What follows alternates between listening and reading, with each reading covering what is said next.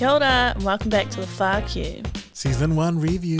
What? What's up? So excited. Hard. So we are jumping into Season 1, Episode 6 with Horomona Horo. Love him. Love. So many gems. Bird language. Yeah. TaongaPūoro. Yeah, amazing. In his episode, Horomona talks to us about his journey with TaongaPūoro, what it was like living on the streets at 15, and his connection to whenau people and tūpuna. Let's go. Horomona Horo's first gem comes from Te Ao Mauri, the Mauri worldview, with this beautiful whakatauki. The original music is called Hoki Mai, means return. Return to me, return to us, return to the land, return to who you are. That whakatauki really hits home and drives home the next metaphor as he pierces our hearts. When you personify or when you can characterize our cultural integrity or our cultural stories and make it real as the stories that are told to you, that holds onto you like an ancestral cloak of love. Those two gems are rooted by the following affirmation. You have something that no one else has got, and that's your own Mauri. That's your own Mauri. Again, vinaka vakalevu Horomona Horo for all of your wisdom. And so Kels, what's the tohu or the koha that's speaking for you? I think for me it's like understanding that my Mauri can be attached to places as well, because I know for me, like, go there, or maybe not attached to, but maybe like I can feel it more when I'm in a particular place. So for me, that is Wainamu Beach out in Whangaroa, out in Raglan.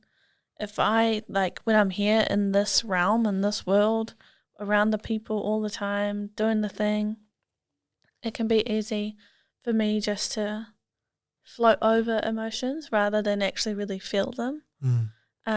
And I know that if I don't feel my feels, that they do come up and they explode when at the most inconvenient of times. So for me to be able to go back and connect with the whenua, with Wainamu and Tangaroa out at the beach, it just means that I can really connect in with myself, that I can like return to me, which is what he said at the start. Return to me, return to us, return to the land, return to who you are. That really stuck with me. 100. Of like, for me, what that means is to return to me is to return to Wainamu. And I don't know what it is about that place, but it just like, really like, it's a place where I can just exist without any of the social expectations that are placed upon me, and also the expectations that I place upon myself. Delicious. Love that. It's a place where I just get to exist. Yeah. What about for you? Yeah, I echo 100% everything that you say. Another thing that it brings up for me is just that I'm never alone. Yeah. I'm never ever alone. You know, like I like the way that he literally pulled me in and said that I was like the integrity that we have in our culture and our own like Mauri that hugs you like an ancestral cloak of love. And I'm like, that to me, I'm like, if it's taken me a while to understand the practicality of that and how that walks with me all the time. Every day, every second. And now that I have that, it's the most juiciest thing ever. Like no one can take and it's like, that's what I love about his last gem was that because it's my Mauri, I'm like, my Mauri is and I think we advocate for this 100%. My Mauri is an accumulation of all the Mauris that came before me and all the Mauris that are adding value to that cup. You know? And at the same time, I get to decide and discern what my Mauri is, not someone else. And as much as I'd love to, uplift other people's Mauri, I feel like the moment you just like that your Mauri is yours, changes everything. Yeah, for sure. Changes everything. Yeah. And that you get to decide what that looks like. You don't have to. And the diving into that, the understanding, the intelligence that comes from wanting to know more about who you are and the return home to who you are. Yeah. I'm like, that's the juice for me. And it's been highlighted through Horomona's wisdom and the way that he's able to articulate that. And I feel like you'd miss it if you didn't actually because the first time I heard it, I was like, whoa, that was an abstract concept. Yeah.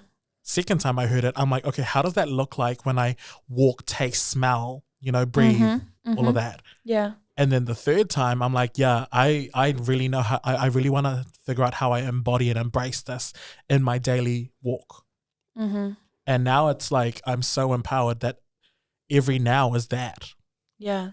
Yeah, so that's definitely what brings it up for me. And thank you so much, Horomona Horo, for all of your aroha and all of the continuous abundance of love that you're willing to share with us. Yeah, for sure. We definitely would advise you for if you're wanting to, we went for 109 minutes plus. So if you're wanting to know other gems, because there's so many other gems that he drops in there, and really listen to see what's speaking for you. What is his tipuna? What is his people trying to speak through to you?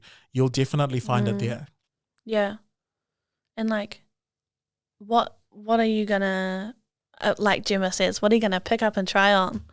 Yeah. And you don't have to leave it on, but what can you take from these stories and apply into your own world? Or try out, just try it, and then if it's not for you, try something else. Bye. Yeah, but definitely jump back, listen to the full episode. There's so many blessings in there.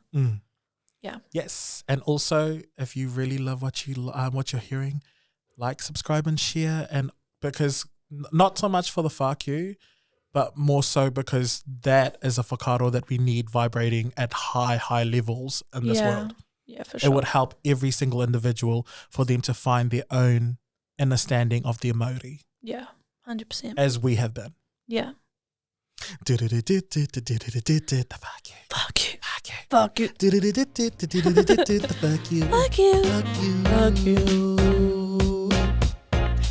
Very much. Love you, Bye.